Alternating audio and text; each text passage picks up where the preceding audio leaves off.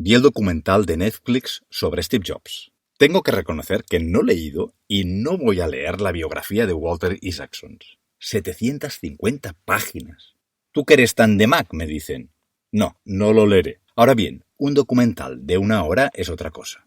En el documental me llamó la atención un detalle del episodio tan conocido en que John Cooley, a quien Jobs había fichado proveniente de la Pepsi para que fuera el CEO de Apple, consiguió convencer a la junta de accionistas de que había que echar a Jobs. Le atribuía los malos resultados de la compañía. Lo que pasó después lo sabe todo el mundo. Mientras las cifras de Apple siguieron bajando, Steve Jobs entró en la animación digital provocando la eclosión de Pixar y construyó unos fantásticos ordenadores Next que, dicho sea de paso, tampoco tuvieron buenas ventas. Cuando Apple recuperó a Steve Jobs, en cambio, se produjo el gran crecimiento de la marca. El primer producto de aquella nueva etapa fue el iMac, que, aparte de incorporar los avances de adaptación a Internet, de ahí la inicial, tuvo la grandísima singularidad de ser de plástico transparente y colores variados. ¿No es sorprendente que el éxito estrepitoso de la compañía tecnológica venga por una carcasa de plástico? Alguien dirá con razón que lo que había detrás de la carcasa es una estrategia. Claro que sí, lo que Steve Jobs buscaba es que se convirtiese en un objeto amado, que pudiera entrar en la sala de estar y en la habitación de los niños. Son tan bonitos que vienen ganas de lamerlos, decía de forma muy expresiva Jobs.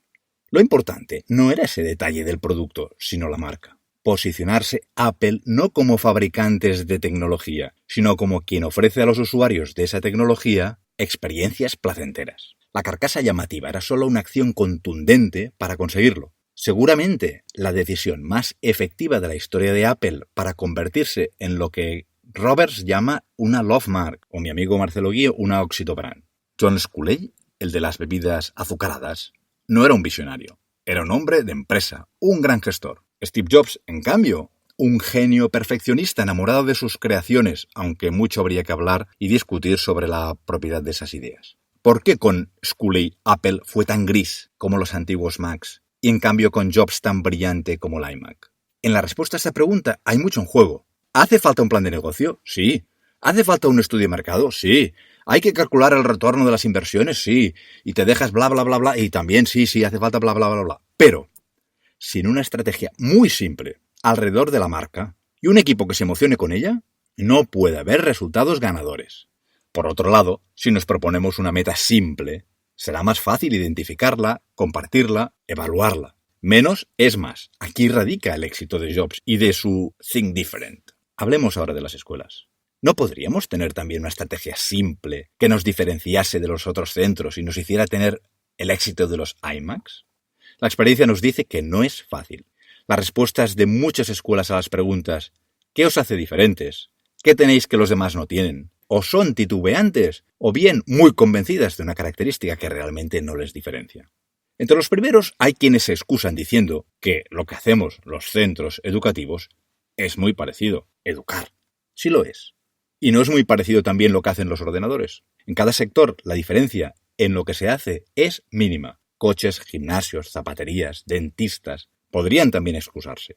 Efectivamente, somos escuelas y educamos. No nos vale pues hablar solo de qué hacemos. Los segundos, los que dicen todos lo mismo, piensan que se han posicionado y no es cierto, porque se han limitado a decir cómo son, importante claro, sin situarlo en un mapa competitivo. ¿Este rasgo que han destacado les diferencia realmente de los competidores? ¿Es relevante para sus públicos?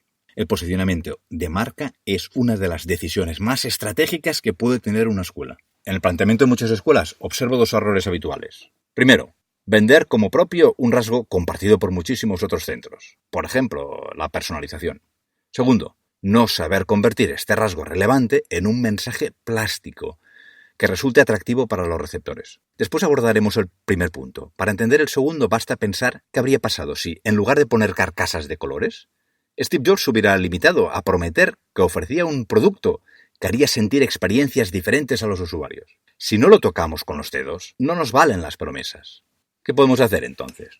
Evidentemente no acudiremos a frases grandilocuentes como buscamos la excelencia académica y el crecimiento de cada alumno en un clima de optimismo y confianza. Son absolutamente vacías. Si no lo hacemos mejor que los demás y no podemos demostrarlo, nos las podemos ahorrar. La ventaja competitiva no se declara, se muestra. Debe entrar por los ojos. ¿Cuál podría ser, pues, nuestra carcasa de plástico?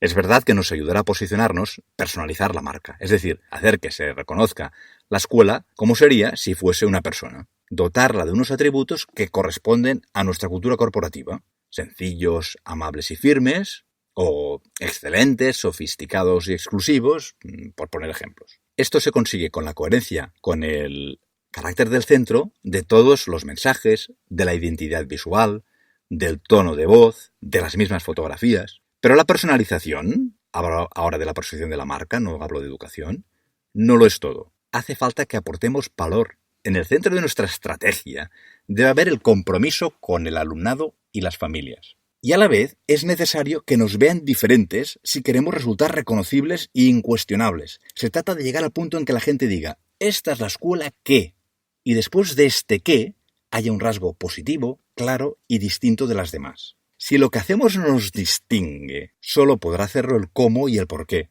Decía que todos hablamos de atención personalizada, ahora sí que hablo de educación, de atención a alumnos y familias. Es lógico, es que lo están haciendo también las empresas tecnológicas, las perfumerías, las tiendas de gafas, y si conviene lo hará también Ryanair. Todos decimos que personalizamos, pero lo que hay que explicar es cómo lo hacemos, dejando que elijan los alumnos grupos de aula y profesores, con consignas motivacionales dirigidas al profesorado, mediante encuestas de satisfacción, asignando una partida a un tiempo en el horario del profesorado para que tenga conversaciones individuales, formando el profesorado en coaching, con grupos súper reducidos en el aula.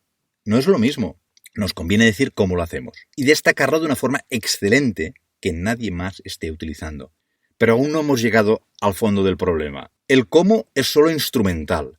Nos dará una ventaja competitiva hasta que nos copien, que será una buena señal que nos copien. No basta, pues, con la forma en que hacemos las cosas. Es necesario que seamos capaces de comunicar primeramente por qué lo hacemos. Un porqué excelente y singular que sea valioso para las familias. El problema es que muy a menudo los colegios hablan sin empatía, desde el propio punto de vista y no desde los receptores de los mensajes. Se centran en el servicio que ofrecen y no en la satisfacción de las necesidades de aquellos. Simon Sinek, describiendo su círculo de oro en el libro Empieza con un porqué, explica que a todos nos resulta difícil expresar el porqué. Solemos hablar solo de qué hacemos y cómo lo hacemos. En cambio, si pusiéramos por delante de todo el porqué, como, según Sinek, hacía Jobs, no solo transmitiríamos mensajes que llegarían más fácilmente a la gente, sino que también seríamos capaces de modificar el cómo cuando cambiaran las circunstancias. Una propuesta valiosa y firme sobre la motivación de la personalización educativa, unida a una acción muy singular que la evidencie, es invencible. ¿Y quién nos dará esta gran idea? La estrategia simple, audaz y rompedora no os la puede encontrar un asesor. Ni toda la literatura sobre posicionamiento os llevaría nunca a vuestra carcasa de plástico transparente. Os corresponde a vosotros encontrarla. Lo que yo diga en este podcast os ayudará a poner orden en vuestras ideas. Pero no esperéis una técnica secreta para llegar, y menos un proceso analítico infalible. Acabaríais fabricando toda la vida ordenadores grises. Terminará surgiendo de vuestra creatividad, del conocimiento vasto que tenéis sobre vuestra escuela, sus familias y el contexto competitivo. Con una visión holística, general, necesitaréis manejar el pensamiento lateral, la intuición. La intuición no es un capricho de la genialidad. Es un procedimiento de pensamiento que se basa en el conocimiento previo. Yo soy de letras y por tanto no podría tener ninguna intuición en el laboratorio de química. Mezclar los líquidos amarillos y azules, presuponiendo que pasaría algo interesante, sería una locura, no una intuición. En cambio, sí que puedo tener una intuición sobre si un logotipo de un estilo determinado le corresponde o no a una escuela. Lo sé aunque no sepa explicarlo. Ojo, que la estrategia deba ser simple. No significa que no dé mucho trabajo. Para llegar a la solución simple hace falta mucho esfuerzo creativo, hay que hacerse muchas preguntas, contrastarlas con las demás, descartar muchas ideas después de haberlas experimentado con un prototipo, aprender de los errores y volver a emprender. Por eso hay pocas personas como Steve Jobs.